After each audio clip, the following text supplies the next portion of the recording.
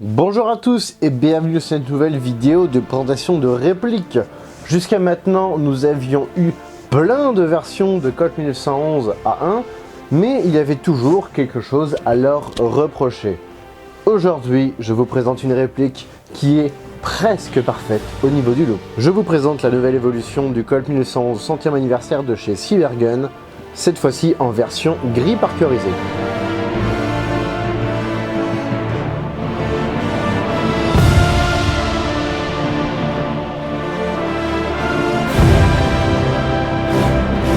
En 2012 a été commercialisé le Colt 1911 centième anniversaire. Cette réplique était quand même très bien. Elle avait un très joli look, malgré les marquages, mais avait une puissance excessive. Il n'y a pas que le 1911 KWC qui existe. Le problème, c'est que chaque version aura son lot de défauts physiques qui feront que ces répliques ne seront pas réalistes. En vrac, comme ça, le Colt 1911 Marui est très beau, mais il est en ABS et a des marquages irréalistes.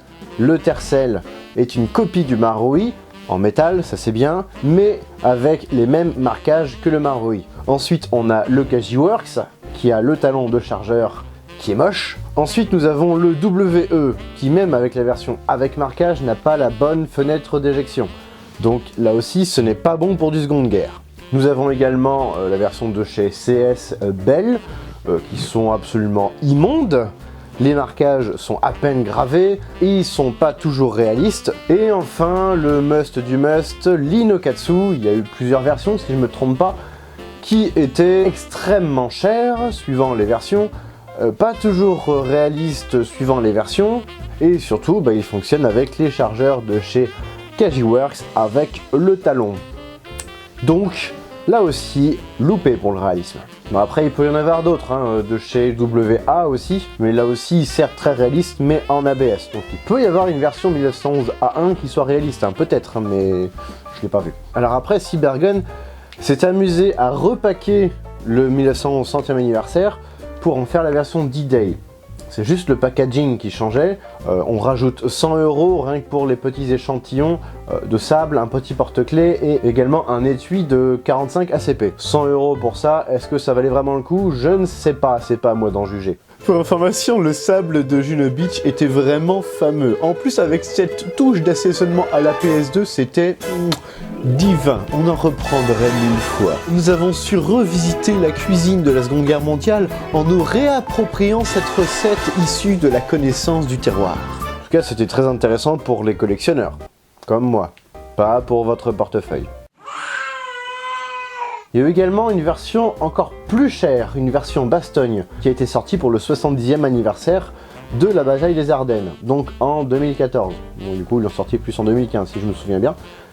Le problème avec cette réplique, c'est qu'on reprend la base KWC, on enlève tous les marquages d'origine, ça c'était vraiment super bien fait. On va rajouter une parkerisation de la même couleur que cette version-ci. On va rajouter des marquages qui ne seront pas réalistes juste pour la collection. Non, pour les collectionneurs, ok. Pour ceux qui veulent jouer, non, parce que le prix de cette bestiole, packaging tout compris, était quand même de 400 €. Édition limitée à 500 exemplaires pour le monde en plus. Du coup, comme je suis très riche, je me la suis acheté. Voici une photo de...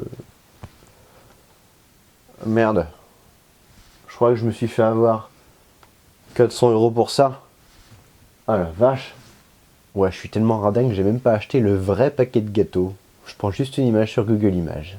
Mais du coup, messieurs de chez Cybergun, si vous l'appelez centième anniversaire version parkerisée, quand on tape ça sur Google, on va tomber plus facilement sur les centièmes anniversaires première version. N'aurait-il pas mieux fallu, messieurs Cybergun, de l'appeler complètement différemment? Elle est appelée gris parkerisé ou parkerisé parce qu'on a une peinture qui est grise et qui paraît parkerisée. Tellement que quand on la regarde, on se demande si c'est vraiment une peinture. Bon, quand on regarde les arêtes, on voit que par endroit, ça se barre un tout petit peu. Quand on regarde en détail, on peut voir à un endroit qu'on voit l'aluminium en dessous, là. Voici le gris parkerisé. On peut comparer avec la magnifique peinture d'origine de la version centième anniversaire V1. Par contre, il ressemble beaucoup au Marui, niveau couleur. Marui a fait du bon travail. Les matériaux sont exactement les mêmes. que pour la première version. Ce qui fait que le poids est strictement identique. Nous sommes à 930 grammes avec chargeur et sparklet de gaz engagé. Pour ne pas me faire chier, j'ai pris le même chargeur que j'ai mis dans l'autre réplique au moment de la poser, puisque oui, les chargeurs sont évidemment compatibles avec les anciennes versions. Là où vraiment je suis extrêmement heureux d'avoir cette version, qui je pense vaut le coup des 130 €, il s'agit des marquages. Alléluia! Nous avons enfin des marquages réalistes à 90%. On n'arrivera jamais au 100% pour une réplique distribuée dans le monde entier parce qu'il y a un inconvénient, c'est le petit F que nous avons ici pour le marché allemand, pour dire que c'est une réplique. Pour Falsch peut-être, je ne sais pas. Confirmez-moi d'ailleurs, ça peut être pas mal à savoir ça. Pourquoi le F pour le marché allemand? Mais du coup, nous avons tous les marquages réalistes et gravés en dur. Là, il y a du relief. Vous pouvez enfin décaper votre réplique pour avoir une version chromée en conservant les marquages. Après, si on compare par exemple à la version de Marui, on verra que les marquages sont un petit peu plus grossiers sur la version métallique. Normal, Marui s'emmerde pas, c'est du plastoc. Nous retrouvons le poulain sur la culasse. Oui, c'est un poulain, ce n'est pas un cheval. Colt en anglais, ça veut dire poulain. GHB, encore ici, GHD, pardon, P. Nous avons le United States Property avec le numéro de série. Et là, par contre, je mets un petit bémol. Dans le numéro de série, nous avons une lettre. Pourquoi une lettre? Je n'en sais rien. En tout cas, je me suis renseigné. Sur le vrai numéro de série, c'était que des chiffres. Oui, c'est un numéro de série, c'est pas un code de série. Voilà, on n'a pas besoin d'avoir de lettres. Après, si je me trompe, là aussi, corrigez-moi. A noter d'ailleurs que le numéro de série est unique pour chaque réplique. Donc, vous achetez deux répliques différentes, vous aurez deux numéros de série différents. Ça, c'est cool. Après, vous me direz, pour la lettre F, c'est toujours mieux d'avoir juste ça plutôt que le bout orange. Bout orange? Je connais pas moi le bout orange, je connais que le bout rouge. En tout cas, cette fois, le Made in Taiwan n'est pas marqué sur la réplique, il est marqué sur la boîte. En parlant de boîte, oui, c'est ça la boîte. Franchement, je trouve ça classe. C'est écolo en plus. Ça reproduit à peu près la boîte d'origine. On a les mêmes marquages que sur une vraie boîte. À rajouter simplement le numéro de série, ils se sont pas embêtés à le mettre à la main. Peut-être que les magasins le font pour pouvoir identifier quelle réplique est dans quelle boîte. Mais en tout cas, sur la mienne, je ne l'ai pas. De l'autre côté, on a toutes les infos réglementaires dont on s'en bat strictement les couilles. Le Made in Taiwan avec les codes barres sont sur le côté. De ce côté-là, nous avons rien, c'est vierge, ça plaira à Strauss-Kahn. À l'intérieur, nous avons le même type de boîte que pour l'époque. C'est extrêmement rustique, mais c'est rigolo. Alors après, dessous, donc là je vous ai mis ça en valeur, mais dessous nous avons le petit sachet de billes inutile habituel. Nous avons également un adaptateur pour silencieux. Autre petit inconvénient de cette réplique, c'est qu'il n'y a pas de vis au bout du canon. C'est pas gênant, ça ne se voit pas. Mais ceux qui voudront mettre un silencieux le pourront grâce à ce petit adaptateur. Et puis naturellement, la traditionnelle clé Allen, la même que pour tous les autres chargeurs de chez KWC, donc il n'y a aucun problème. Ça en fait juste une de plus dans la collecte. Et bien sûr, la réplique était emballée dans un sachet plastique et calée là-dedans. Sachet plastique que je n'ai pas conservé parce que je suis pas con. Le chargeur fourni avec a également une peinture parcurisée. Et ben, elle a l'air de tenir. J'ai joué un peu avec. Dans ma chambre, hein, parce que j'ai pas d'amis pour faire de l'airsoft. Il y a juste une petite partie en haut, là, où la peinture s'est barrée. Mais c'est tout. Alors que pour les autres chargeurs de chez KWC, eh ben, la peinture ne tient pas des masses, voire même pas du tout, comme sur la réplique en elle-même. Comme on peut le voir ici, ça c'est le chargeur première version. On voit qu'il est un peu morflé. Et voici le chargeur deuxième version. Enfin version 1.3 plus exactement. Avec la peinture parcurisée qui tient mieux. On retrouve la même vis en dessous. À savoir aussi qu'il y avait marqué Made in Taiwan et 1,5 joules max sur des autocollants que j'ai naturellement ôté. Avant d'utiliser pour la première fois votre réplique dès la réception, il faudra bien la lubrifier avant de pouvoir espérer cracher quoi que ce soit. Titre. Ça veut dire quoi, titre? Ça fait un excellent titre de film porno. Crétin. Les plaquettes d'origine sont en plastique. Pas gênant, celles de l'époque pouvaient être en bakélite. Ça reste réaliste. Il vous sera possible, mais néanmoins pas facile, d'adapter des plaquettes en bois. Attention, si vous achetez des plaquettes en bois, prenez bien celles avec le losange au niveau des vis. Et il vous faudra naturellement creuser à ce niveau-là pour pouvoir faire passer la capsule de CO2.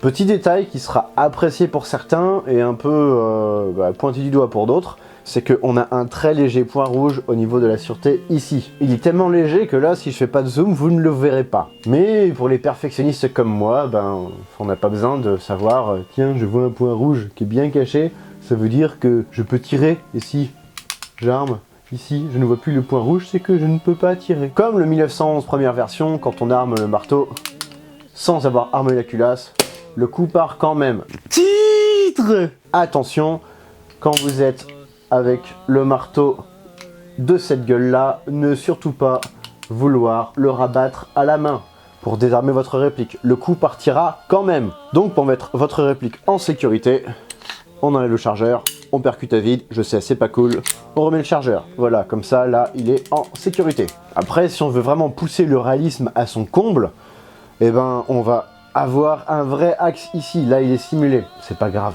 je peux pas leur cracher dessus pour ça. Les deux autres axes, ici et là, sont vrais. Les organes de visée sont fixes, comme pour le vrai. S'ils n'avaient pas été fixes, ça aurait donné ça. Et ça aurait été dégueulasse. Tous les contrôles sont mobiles. L'arrêteur de culasse qui fonctionne à la fin du chargeur, qui sert également à démonter la culasse lorsque vous l'enlevez. Le bouton du chargeur est également fonctionnel. La sécurité, inutile de vous le dire, elle fonctionne tout à fait correctement. Et puis nous avons la sécurité de pédale, là voilà, le beaver tail, la queue de castor qui... Néo, tu devrais me dire, tu te casses, inutile de meubler, tu n'es ni vendeur ni politique. Ouais. Bon ok, très bien, on va passer au test de tir.